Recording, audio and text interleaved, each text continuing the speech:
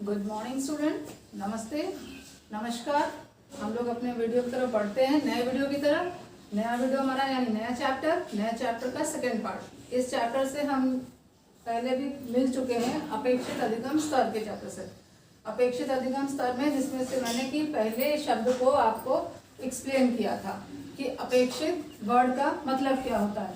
अपेक्षित का मतलब होता है एक्सपेक्टेड यानी कि आप छात्र से न्यूनतम कितना अधिगम एक्सपेक्ट करते हो, उसके बारे में हमें चर्चा आगे इस पार्ट की करनी है। तो थोड़ा कवर करते हुए चलते हैं कि अपेक्षित का मतलब क्या होता है। मैंने जैसे आपको बता दिया था कि किसी भी मतलब प्रत्येक जो छात्र है उसकी जो कक्षा है, कक्षा प्लस विषय, जिस कक्षा का वो छात्र है उस कक्षा से जुड़े उस पर्टिकुलर विषय के लिए कुछ निर्धारित न्यूनतम एक लेवल बनाया गया है, एक डिसाइड किया गया कि इतनी निश्चित ज्ञान उसको आना चाहिए इस विषय से जुड़ा। तो उसी की हम उम्मीद उस बच्चे से आशा रखते हैं, उसी को हम अपेक्षित कहते हैं। ठीक है, अब हम अगर अपने नए शब्द की तरफ जुड़े, अगले शब्द की तरफ, जिसका मतलब है अधिगम। जो नया शब्द हमारा अगला है अधिगम। ये नया क्या आप लोग पढ़ चुके तो नहीं है। अधिगम शब्द, अधिगम का अर्थ होता है हमारा यहाँ पर, जैसे कि आप लोग कहते हैं सीखना। ठीक, सीखना यानी कि इंग्लिश में कह लें अगर तो लर्निंग। सीखने का मतलब क्या होता है। अगर आपसे कोई भी ये पूछता है कि अधिगम का मतलब क्या होता है तो आप कहते हैं सीखना। सीखना क्या सीखना? सीखने से मतलब होता है, जैसे हम कहेंगे कि आपने कहा उस बालक ने ये मुझसे सीखा, लेकिन इसको परिभाषित कैसे करेंगे? तो उस चीज को हम आगे लेके बढ़ते हैं। तो हम ये कहेंगे कि अगर आपसे कोई, जैसे नहीं बोलते हम बहुत सी बातें नॉर्मल शब्दों में कह जाते हैं, लेकिन जब हम मनोविज्ञान से जुड़ते हैं तो मनोविज्ञान से हम उन शब्दों को जोड़ के उस वाक्य को पूरा करते हैं, तभी हम मनोवैज्ञानिक कहलाते हैं। तो उस तरीके से अगर लेते तो अधिगम का मतलब सीखना होता है, लेकिन मनोविज्ञान में सीखने को यानी कि अधिगम को दो रूपों में बांटा गया है। ठीक, अधिगम को दो रूपों में बांटा गया है। कौन कौन से दो रूप? एक है हमारा प्रक्रिया का रूप, दूसरा है हमारा परिणाम का रूप। ठीक, एक है हमारा प्रक्रिया का रूप, दूसरा है हमारा परिणाम का रूप। प्रक्रिया जिसे हम प्रोसेस के नाम से जानते हैं, कोई किस प्रकार से कोई प्रोसेस होता है। परिणाम यानी कि उसका रिजल्ट क्या हुआ, निष्कर्ष क्या निकला। ठीक है, तो प्रक्रिया अगर इसको समझिए आप कि किसी भी छात्र जो है वो किसी भी नए नए तथ्यों को, जैसे नए नए तथ्यों को, तथ्यों इन द सेंस अगर आप कह सकते हैं तो ज्ञान भी कह सकते हैं, नए नए तथ्यों को ग्रहण करता है और उनको क्रियाओं में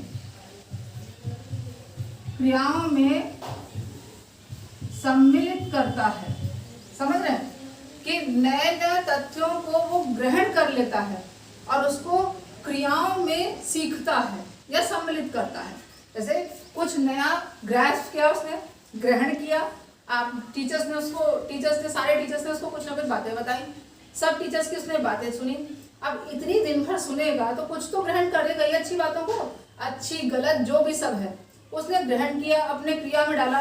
तो वो क्या हुआ, वो प्रक्रिया एक उसके अंदर चल रही है कि वो नई चीजों को ले रहा है, फिर उसको फॉलो ऑन में ला रहा है।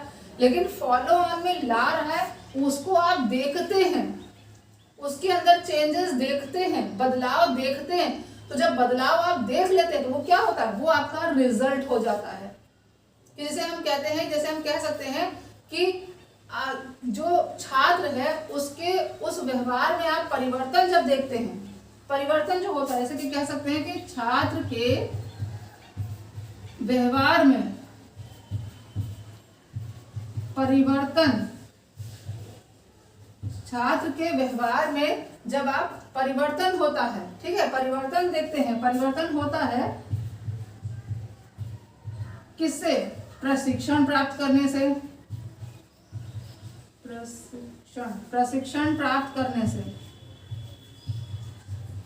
ठीक है, जैसे जो यहाँ पर उसने सीखा, टीचरों से सीखा, लोगों से सीखा, जिससे भी सीखा।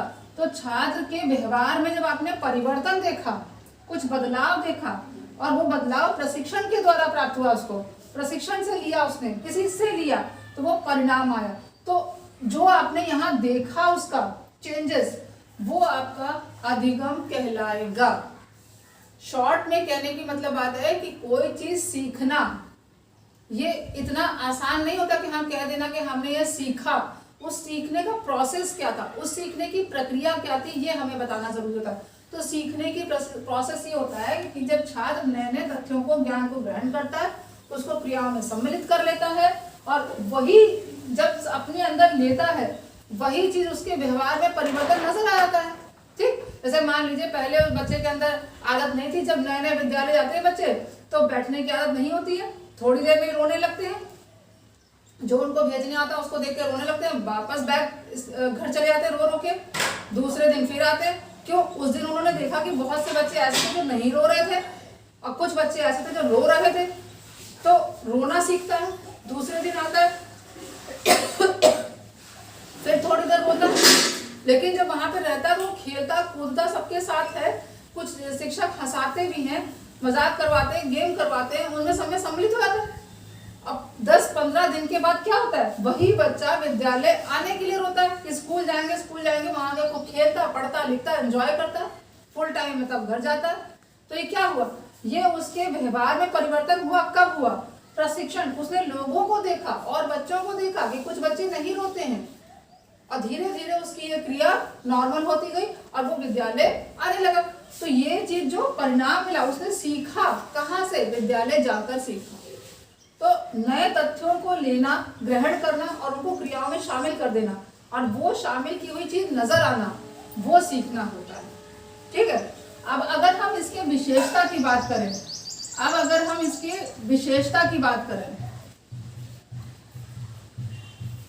विशेषता, अधिगम की विशेषता की अगर चर्चा करें, तो ये हमारा हो गया, इसको अगर आप ले ले, रूपों में बांटा गया है। ठीक है, रूपों में, 2 रूपों में बांटा गया है, प्रक्रिया और परिणाम। अब अगर हम विशेषता की बात करें, तो इसकी विशेषता 3 प्रकार की होती है। 3 कौन कौन सी होती है? एक होती है विकास, ठीक है, दूसरी होती है परिवर्तन, फिर तीसरी होती है अनुकूलन। समझ आ रहा है? पहली होती है विशेषता विकास, दूसरी होती है परिवर्तन, तीसरी होती है अनुकूलन। ठीक, अनुकूलन। विकास क्या होता है? डेवलपमेंट। ठीक है, डेवलपमेंट। परिवर्तन क्या होता है? चेंजेस। अनुकूलन क्या होता है? एडजस्टमेंट। किसी के साथ अनुकूलन करने लगे बच्चा, एडजस्टमेंट करने लगे बच्चा, क्योंकि जो छात्र छोटे होते हैं वो एडजस्टमेंट करना नहीं जानते हैं, उनके स्वभाव में एडजस्टमेंट करना नहीं होता। ये सीखते कैसे हैं? ये वातावरण में जब सम्मिलित होते हैं, वातावरण में इन्वॉल्व होते हैं, परिस्थितियों के साथ इन्वॉल्व हो जाते हैं, तब ये अनुकूलन करना सीखते हैं। वरना आपने ऑब्जर्व किया होगा, घर में जब छात्र, घर में वही बच्चा रहता है, तो कोई चीज किसी से शेयर करना नहीं कर सकता है। जो उसकी प्रिय वस्तु उसको शेयर नहीं करेगा, बिल्कुल अपनी चीजों को देना नहीं सीखता है, अपने पास जहां जिसको उसको बैठना वहीं बैठता है, जो चीज उसको पसंद है वो वही लेता है, जब उसको जो करना वही करता है। लेकिन जब उसका विकास उसके अंदर होता है, परिवर्तन उसके अंदर होता है, उसके कारण वो एडजस्टमेंट करना सीखने लगता है। ऐसे अनुकूलन वर्ड आपको थोड़ा सा टिपिकल लग रहा होगा, बट एडजस्टमेंट होता है इसका अर्थ कि वातावरण के अनुसार बच्चा अपने को ढाल ले। घर का माहौल अलग होता है, विद्यालय का माहौल अलग होता है, लेकिन विद्यालय में आके अपने को विद्यालय के माहौल के अनुसार बना लेना, और घर जाके घर के माहौल के अनुसार एडजस्ट हो जाना। वही बच्चा गर्मी नहीं सहन कर पाता, लेकिन ऐसे माहौल में गया जहां पर गर्मी है, वातावरण में उसके वहां पर वो सुविधाएं उपलब्ध नहीं जो गर्मी को कम कर सके, लेकिन उसने उस वातावरण के अनुसार अपने को ढाल लिया।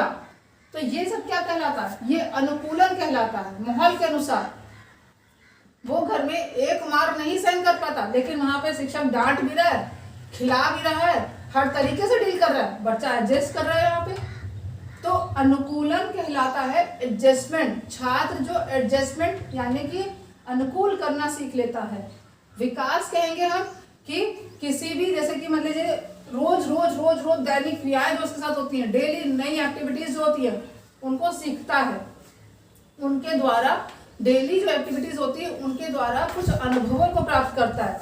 जैसे अगर शॉर्ट में मैं कहूँ कि जो एक्टिविटीज होती हैं डेली की, ठीक है, और एक्सपीरियंसेस होते हैं, एक्सपीरियंसेस यानी कि अनुभव, डेली की एक्टिविटीज यानी कि दैनिक क्रियाएं और एक्सपीरियंसेस यानी कि अनुभव, दोनों को वो ग्रहण करता है और उसी के द्वारा उसका विकास होता है। अब हम कहें परिवर्तन, तो परिवर्तन क्या होता है? जैसे कहें शॉर्ट में अगर कहूँ, व्यवहार से व्यवहार में आए परिवर्तन। बात को समझिएगा, व्यवहार से व्यवहार में आए परिवर्तन। जैसे कि हमने किसी का बिहेवियर देखा, उसका बिहेवियर हमें अच्छा नहीं लगा, तो हम देख रहे हैं कि हाँ वो ऐसा कर रहा है, कितना गलत कर रहा है, ऐसा नहीं करना चाहिए उसको उसके साथ। तो हमने क्या सीखा कि हाँ ऐसा नहीं करना चाहिए, तो ये हमने उसके व्यवहार से हमने सीखा और नेक्स्ट टाइम हम वो मिस्टेक नहीं करेंगे, नहीं तो हमसे भी लोग घृणा करेंगे।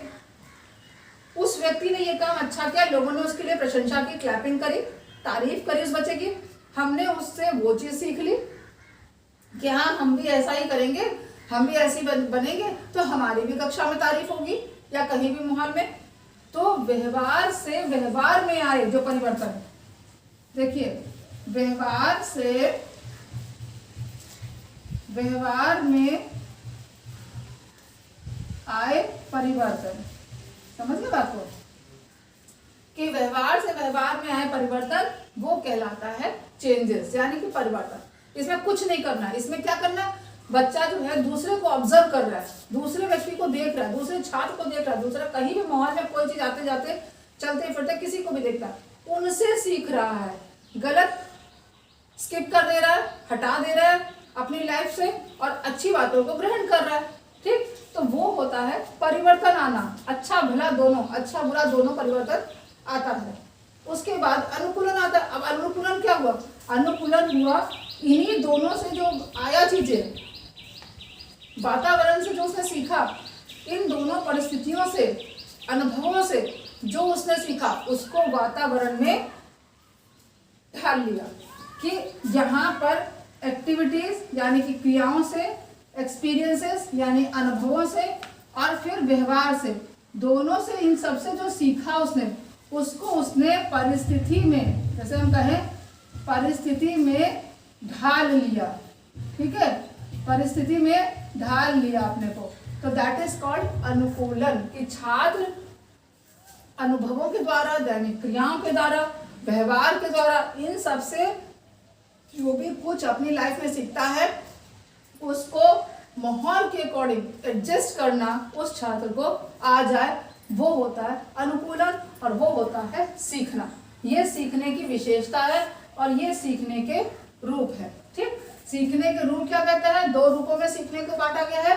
फिर से मैं डिफाइन करती हूँ, प्रक्रिया के रूप में, परिणाम के रूप में, ठीक। और प्रक्रिया कहती है नए नए तथ्यों को ग्रहण करना, ज्ञान को ग्रहण करना और उसको क्रियाओं में सम्मिलित करना। परिणाम क्या कहता है? छात्रों के व्यवहार में परिवर्तन होता है, किसके द्वारा? प्रशिक्षण जो उसको प्राप्त हुआ है उसके द्वारा। ये आपका रूप हो गया। अगर हम विशेषता की बात करें तो विशेषता कहती है हमारी तीन प्रकार की होती है सीखने की, विकास, परिवर्तन, अनुकूलन। बहुत सिंपल है। विकास क्या कहता है? डेवलपमेंट क्या कहता है? कि कोई भी क्रिया, दैनिक क्रियाएं जो होती हैं, डेली एक्टिविटीज जो होती हैं, एक्सपीरियंसेस जो अनुभव हमें प्राप्त होते हैं, उनको, उनके कारण छात्र में विकास होता है। परिवर्तन, व्यवहार से व्यवहार में आए परिवर्तन जो होते हैं। अनुकूलन, जो परिस्थिति में उस चीज को ढाल ले, ठीक।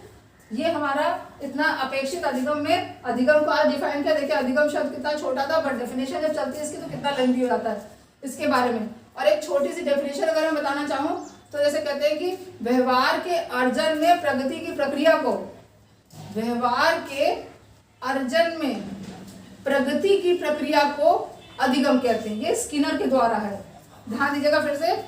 व्यवहार के अर्जन में, अर्जन मतलब क्या होता है? बहुत चीजें ग्रहण करना, लेना, बढ़ोतरी होना। अर्जन में प्रगति की प्रक्रिया को अधिगम कहते हैं। ये किसके द्वारा है? ये स्किनर के द्वारा है, ठीक है। और दूसरा अगर मैं यहाँ पर एक डेफिनेशन आपकी ये निकल आई है, व्यवहार से व्यवहार में आए परिवर्तन। व्यवहार से व्यवहार में आए परिवर्तन, इसको अधिगम कहते हैं। ये किसने कहा था? ये जेपी गिलफोर्ड ने कहा था। ये जेपी गिलफोर्ड ने कहा था। ठीक है, व्यवहार से व्यवहार में आए परिवर्तन, जेपी गिलफोर्ड। और व्यवहार के अर्जन में प्रगति की प्रक्रिया, व्यवहार के अर्जन में प्रगति की प्रक्रिया अधिगम कहलाती है, स्किनर ने कहा था। ये आपकी दो डेफिनेशन बातों बातों में हो गई और अधिगम का ये डिफाइन कर दिया मैंने। अब नेक्स्ट हम चलेंगे चैप्टर जो अगले टॉपिक में आएंगे, कवर करती हुई आऊंगी मैं, वो उद्देश्य को लेकर आऊंगी। ठीक है, कि अपेक्षित अधिगम स्तर। अब मैं पूरा लाइन लूंगी। अभी मैंने आपको पहली क्लास में अपेक्षित को डिफाइन किया, अधिगम को। मैं इसलिए इनके एक एक पर्टिकुलर स्टेप पे चल रही हूँ क्योंकि इनसे जुड़े सीटेट में बहुत से प्रश्न पूछे जाते हैं। ये कुछ चैप्टर्स ऐसे आपके मनोविज्ञान के फर्स्ट सेमेस्टर में हैं जिनमें से सीटेट के बहुत से प्रश्न आते हैं। यूपी टेट में ऊपरी क्वेश्चंस आते हैं, बट सीटेट में आपका इंटीरियर से आता है, बहुत ही मनोवैज्ञानिक ढंग से प्रश्न पूछे जाते हैं। उसके लिए डीपली अगर मैं समझा दूंगी तो आपके लिए बेटर रहेगा।